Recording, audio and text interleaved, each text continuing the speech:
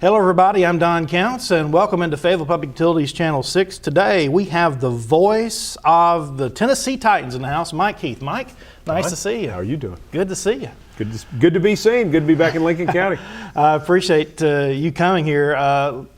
Let's tell everybody about who is Mike Kieth. Where are you from and what got you into radio? Well, originally from Knoxville, but grew up in Franklin and have spent about half my life in East Tennessee and about half my life in Middle Tennessee. And over the last 13 years now, I've spent a lot of time in West Tennessee too, traveling all over the place in northern Alabama and western Kentucky. And it's been a lot of fun in this job, kind of getting to go all over and see folks and talk about what good is going on with the Tennessee Titans. So it's been a real dream come true to have a chance to come back and live and work in this part of the country, but also to do it for an NFL team, which I never thought would have.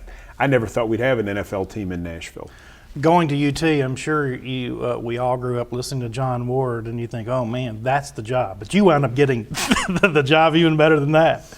Well, the Tennessee job's obviously a great job. Yeah. And whoever gets to be voice of the Vols, it's a tremendous honor to follow Lindsey Nelson and to follow John Ward and to kind of, really follow in their footsteps. I worked with John for 11 years.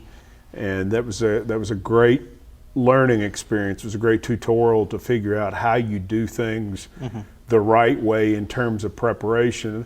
I learned very quickly that I could never be John Ward and that I shouldn't try. And that the best thing that I could do was to follow, the different things he did in terms of his preparation and the professionalism with which he did the job. But then I had to be me. The same way Bob Kessling has to be him, and anybody who's doing announcing anywhere, you have to do your own thing. But the lessons that you can learn from such a professional was really, I don't even know how you sort of put it in perspective what a big deal that was. I couldn't have paid the amount of money that education is worth. I can imagine. Because he was really something else. He's still doing great. And if you see him, he hasn't changed a lick. He could still be doing it. But I tell you, Don, I think John got to the point that he said, I want to go out while I'm still really, really good at this. A lot of older announcers slip. Sure. He had not slipped, and he went out on top, which I really respect him for. I hope I can do that. I hope I can go out, doing my best work like he did. John Ward is still the voice of natural gas. Natural gas. Natural. Electric gas. Yeah. Yeah, we are. I know of all, trust me. Yeah, and he was John Ward, didn't mean to get off on him, but he was a salesperson. He was out selling. Right. Do you have to do the same thing? He never worked a day in the broadcast business, and that's what a lot of people don't know about him. Is he never pulled an air shift as a disc jockey. Right. He never did a sports call-in show. He never read the morning sports or the morning news. He was a salesman, and he did play-by-play as a hobby. And he actually started that while he was in college. He would take a tape recorder to the intramural games for his fraternity, and he would tape it, and then he would bring it back to the fraternity house, and all of his buddies would critique it. But he knew that sales was a big part of it, and sales was really a part of how I got started. I have worked in the business for 27 years in some way, shape, or form, but sales has also been a part of my job, and I'm still involved in our sales effort, and a lot of that came from him saying up front, this is a part of the business you need to understand. And it's been incredibly valuable to me to be involved in all of that, not totally following his lead, but to a certain extent. But that's where he made his living. A lot of people don't know that. Did you work with Bob Kessling too? Oh, very close with Bob Kessling. Bob gave me a shot at WBIR and has certainly been there to give me advice and to give me a tremendous amount of help. I've always looked at Bob kind of like a big brother. Whereas John's kind of a dad, Bob's kind of a big brother, and he's been exceedingly good to me through the years. And I think, the job he's done at Tennessee following John, which was so hard. Golly. Yeah. I mean, what a challenge. Sure. And I think it says a lot about the character of Bob Kessling that he could follow John.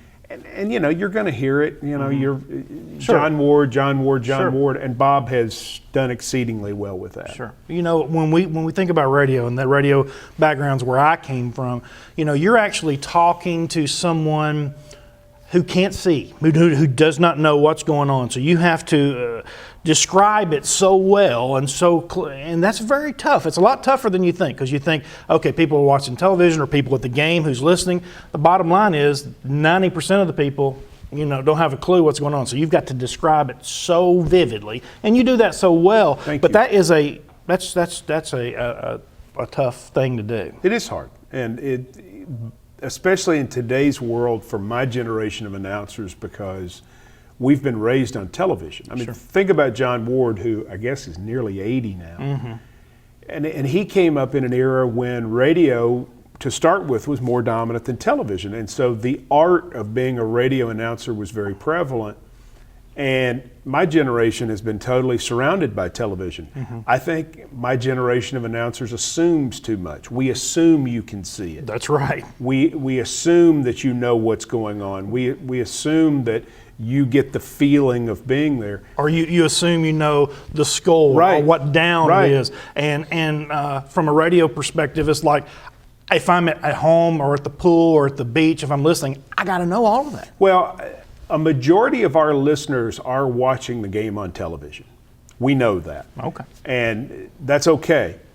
But we don't present a broadcast necessarily towards that. We present a broadcast for the guy who's driving his kids to choir practice. That's right. Or the guy who's on the lawnmower, like I would be. We've all done that. Yeah, on the lake, whatever. Both of us, yeah, all that. And so I think my training with John helps me to kind of stay in that mode.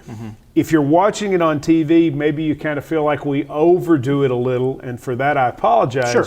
But I hope people will understand we are still committed to doing a radio broadcast, not to be, the TV broadcasters. The TV broadcasters do a great job, but we're appreciative that people turn on the TV and turn down the sound and listen to us. And we're certainly cognizant of that, but I think you still have to make sure that you're not assuming that everybody can see and feel and kind of get a whole sense for what's going on with that. When you're looking at broadcast around the nation, whether it be TV and radio, usually, and like in your case, you got Frank Wycheck with you, and that gives you a perspective because he's been there. Yeah.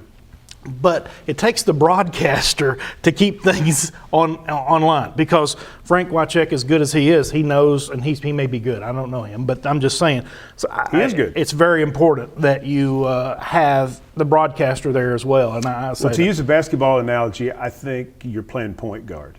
Sure. And you get to shoot every once in a while, but what you're trying to do is you're trying to set everybody up. I'm trying to set up Frank Wycheck, Cody Allison on the sidelines, Larry Stone doing scores. I'm trying to keep it moving and give you the basic information. And what was so great for me in starting this job was my color announcer to begin with was Pat Ryan. Pat's crazy. He is so much fun.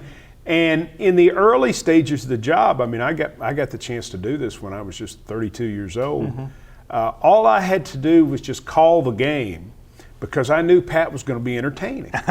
And it really helped me so much, because I just filled my role and did what I did and didn't try to do too much. And Pat took care of the humor and the controversy and the analysis. Sure. And then when Frank came in, I was able to help him more, I think, because I was a little further along. I was 38 and had been doing it for 6 years. And so it was a big credit to Pat that we were able to kind of get started the way that we did, and he was such a great help to me. And I think in the end, it turns out he was a great help to Frank, because he enabled me to kind of develop and know what I would need to do a better job for that. But the philosophy, I don't think, changes. I don't think you're interested in what I think of a play call. I didn't play. I played high school, but I mean, I'm not a coach. Don't claim to be a coach. And so what I want to do is tell you what play we ran, and then I want to ask Frank, why did that work, or why did that not work, Sure. or did you like it? Sure. Because he has the credibility to be able to say that. I don't. Let's talk about, give me a description of where you're sitting and how well you see the game. Because, I mean, Patrick and I have both been to games, and you know, I see pretty well, but you must have an awesome seat. It's pretty good. And people always ask, what's your favorite stadium to broadcast? And I say LP Field, and they think, oh, you're just saying that because you work for Mr. Adams and you have to. Sure. But the truth is, the only stadium in the league that is as low in the press box is Baltimore Stadium. We have the lowest press box point. I sit on the 40-yard line on the west side, on the riverside, and I sit towards the north end, more toward the north end zone, but it is a great view, and you kind of get spoiled. I did high school football for 10 years before I got a chance to do this, and Lindsey Nelson always said, if you could do high school football and you can do minor league baseball, you can broadcast anything. Because, as you know, when you're broadcasting a high school game, a lot of times you're hanging out of a press box. Oh, or yeah. You're on top of something. Oh, man. And you can't see half the field because the band's down in the corner of the end zone. Been there. And so it makes you appreciate so much when you have a great vantage point. And we do at LP Field. I mean, it is phenomenal. So from that standpoint, and for the fact that the other part of it, too, is I only have to keep up with 45 players on either side. Whereas Bob Kessling doing Tennessee, or Eli Gold doing Alabama, or I mean any college announcer, is having to keep up with 75, 80 guys on a side. I see.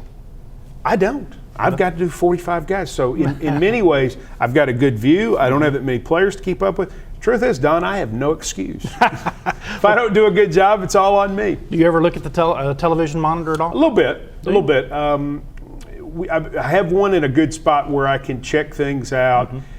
And there are certain places, when you go to Dallas, for example, the broadcast position is so bad. We're in the corner of the end zone. Oh, wow. And so because they have what they call the Godzilla vision, that screen that runs over the field from 20 to 20, there's part of the field that you cannot see. Wow.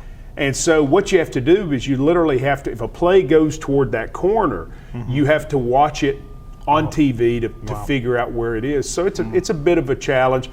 But really, I leave the screen is always in a position in the booth where it's really set up for Frank, because we want Frank to be able to see the replay. Sure. So I do look at it. Not afraid to admit that I do, but it's easier to have him in a position where he can see that. One of the most interesting things as I listen to broadcast around, and it's a very difficult thing, is being able to, you want to hear some crowd noise, but you don't want to hear too much crowd noise. And so I just wasn't sure. How do you, I'm sure someone else handles that for you. Larry Stone. Larry Stone is the most amazing person with whom I've ever worked in broadcasting. He is, I've never been with somebody who's good on the air. He's good producing the pregame show. He's good producing the broadcast. He's a great scoreboard host. He sort of understands all the context of what we need to do. And then he's great at sort of directing everything, too. And a very nice guy. He's not bad. He's okay. He's very nice. Most days he's really good. Now, Larry and I have been friends for a long time, and we've been together for 14 years. And I can't imagine doing this without him, because I think that for the two of us, I think we work really well together, because his strengths are my weaknesses, and if he has any weaknesses, maybe my strengths sort of fit them. But I think we sort of mesh well together. But from a technical standpoint, he's phenomenal. And just making sure, and this is what I'm most proud of, Don. If you listen to the sound of Titans Radio, and I'm not talking about me, I'm saying the overall sound of what we do, how the music sounds, how the crowd sounds, how the announcers sound. That's what I'm most proud of. Oh, yeah. Because I don't think you go anywhere and you will hear a broadcast that sounds as good as what we do. And that's totally a credit to Larry Stone. Well, that's very good. Larry did that. I mean, because I know Please don't tell him I said that. I know it sounds good. I mean, but because I know what sounds bad.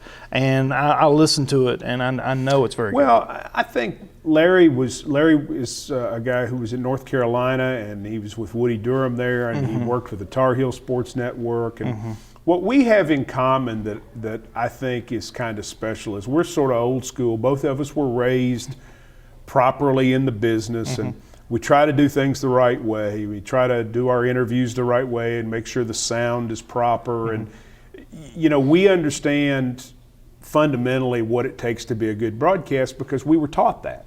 We were taught that when we were teenagers. And when you learn from Bob Kessling and John Ward and Woody Durham and Mick Mixon and people of that ilk that we've both had a chance to be around, I hope it reflects in that way, because I know for him and for me, we both hope that those people are proud of what we do, because we try to live up to those standards. Let's talk about your radio stations down the line. How many do you have? We're all there over the state. 68 in 54 markets, all over Tennessee, all over North Alabama, all over Western Kentucky, one in Arkansas. Wow. It's one of the biggest radio networks in the league, and it really reflects the fact that the Titans are very much a regional team. And having, a relationship with a radio station like YTM here. If you look at the stations we're on, we're very proud of not only the number of stations, but the quality of the radio stations and how involved they've been with us. I think they feel like they know us. And I think they feel pretty good about what we give them on a day-to-day basis. I hope so, because it's, growing up and being part of the Vol Radio Network, a lot of what we did is crafted after what Lindsey Nelson did nearly 60 years ago, putting that together. And we got in the car and went and saw people and said, hey, we want you to carry our ball games. And back when we were the Tennessee Oilers, not everybody wanted to do that. So getting them lined up has been a good thing. Well, it's worked very well, and I know you're appreciative of the local radio stations. Let's go through some real quick stuff, because I know we're going to get to head to Rotary. Let's talk about Jeff Fisher. As I told you before the show, he came to Riverside Christian Academy here, and I know that's going to be a big change this year with him being gone. Well, just from a personal standpoint, it's hard. I mean, Coach Fisher and I worked together for a long time, and close relationship. A person that I value very much. I learned a lot from him just as a man. Good dad, good football coach, good friend. So it's hard. It's hard. But at the same time, at the moment that happened, I was very confused. And like most of the Titans. I know. Well, especially because it had been announced he was coming back, and then 3 weeks later he's not. And I think Coach Fisher was tired. And from what I understand in talking to mutual friends, my understanding is he's doing very well. And I haven't had a chance to visit with him. I had a shoulder surgery the Monday after he resigned, and so I did not have opportunity to kind of get with him and visit after the fact, but I'm looking forward to doing that. At the same time, everybody in our building, when that happened, everybody in our building was in shock. But the one guy that we were ready to rally around immediately was Mike Munchak. The thing that stands out about Coach Fisher and Coach Munchak is when they walk in a room, they're in charge. You know it. No doubt. And that to me is where you start with coaching, is that person who has everybody's attention. Coach Munchak has it. He's doing a great job. I like his staff. I think he has done what he needed to do, and that's make changes. We're talking about broadcasters can't be like other broadcasters. Well, coaches can't be like other coaches. Coach Munchak can't try to be Coach Fisher. He's got to be Mike Munchak, and that's what he's doing. So while the transition in some ways has been painful, it's also kind of exciting, this new era, and it's exciting because Mike Munchak has done a good job of making everybody feel excited. Very, very good. All right, listen, one more thing. Let's talk about what do you think about the quarterback position? I'm excited about Jake Locker. Is that who it's going to be? Well, I don't know if he'll be the starter. We're going to have to wait and see sort of how this court case plays out to see what sort of offseason we're going to have.